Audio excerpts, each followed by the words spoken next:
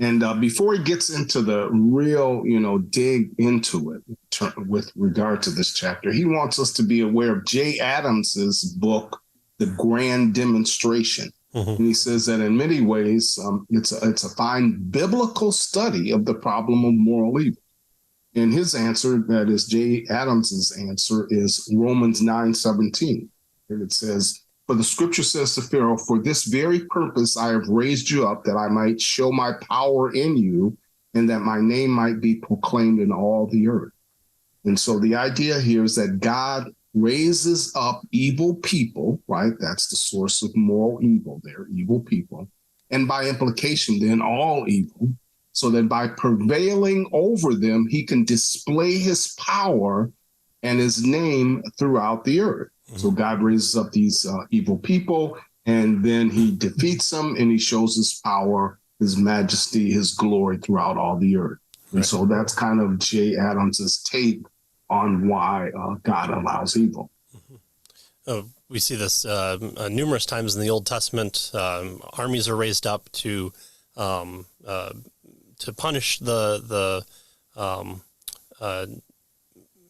Israelites who set up Asherah poles and worship Baal next to Yahweh.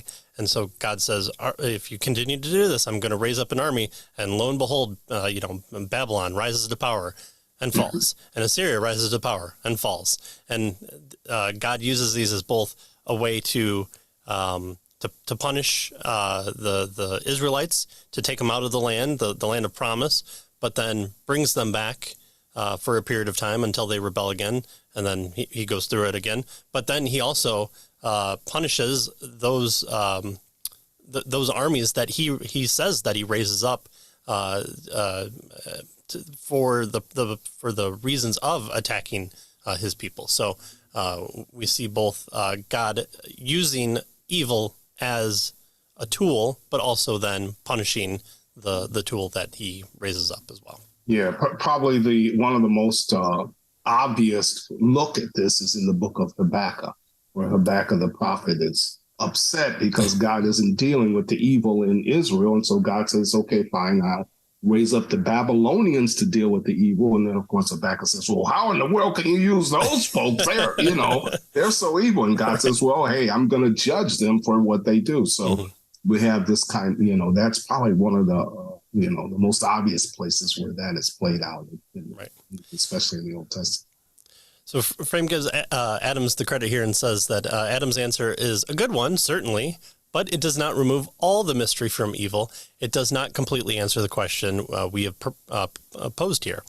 For the question then arises, why should the display of God's power and good name require here the employment of that which is totally opposed to everything that God is? Cannot God display his powers without contradicting his goodness? Yeah. And that's pretty much what Habakkuk asked, right, in that particular book. And so a frame here tells us that the book is a help, but it's not the answer. Mm-hmm. And the so-called problem of evil will remain a problem to many sensitive readers of Adams's book. His own verdict, then, is that we are unlikely to find complete answers to all these questions, answers, that are not subject to further questions. But he does think that we can provide answers in another sense. He says that if what we want is encouragement to go on believing in the midst of suffering, Scripture provides that encouragement and provides it abundantly. And that and that's what he seeks to provide in the following portions of this particular chapter, that kind of encouragement.